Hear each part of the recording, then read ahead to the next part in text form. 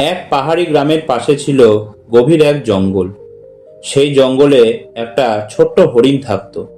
তার নাম ছিল চঞ্চল। নাম চঞ্চল হলেও সে ছিল ভীষণ ভীতু।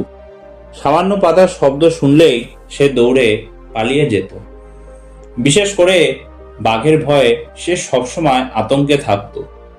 অন্য হরিণেরা যখন খোলা মাঠে ঘাস খেত, নদীর ধারে খেলতো, তখন চঞ্চল ঝোপের আড়ালে লুকিয়ে থাকতো।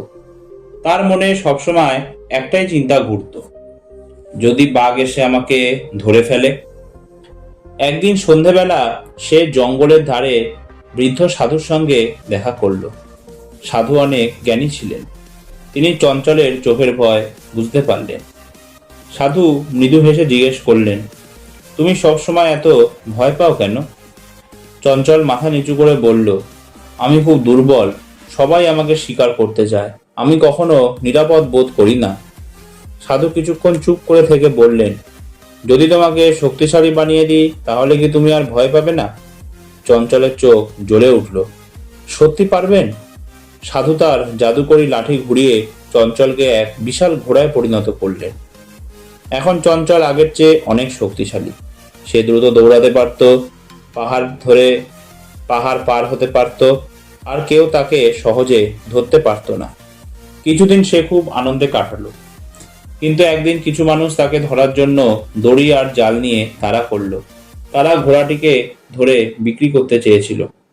চঞ্চল আবার ভয় পেয়ে গেল। সে দৌড়ে সাধুর কাছে ফিরে এলো। আমাকে আরো শক্তিশালী বানিয়ে দিন, এবার মানুষ আমাকে ধরতে চাইছে। সাধু তাকে এবার এক বিশাল হাতিতে পরিণত করলেন। হাতি হওয়ার পর চঞ্চল মনে করলো, এবার নিশ্চয়ই আমি নিরাপদ। সে গাছ ভাঙতে পারত, জোরে হাঁক দিতে পারত, জঙ্গলের প্রাণীরা তাকে সম্মান করত। কিন্তু কিছুদিন পর শিকারীরা হাতির দাঁতের জন্য তার পিছনে লাগলো। বন্দুকের শব্দ শুনলেই তার শরীর কেঁপে উঠত। আবার সেই ভয়, আবার সেই অস্থিরতা। সে কাঁদতে কাঁদতে সাধুর কাছে ফিরে গেল। আমি যত বড় হচ্ছি আমার ভয় তত বেড়েই চলেছে।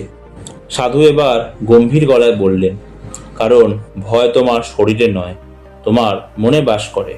তুমি হরিণ থাকো বা হাতি হও, যদি নিজের মনকে শক্ত করতে না পারো তাহলে ভয় সবসময় তোমাকে অনুসরণ করবে।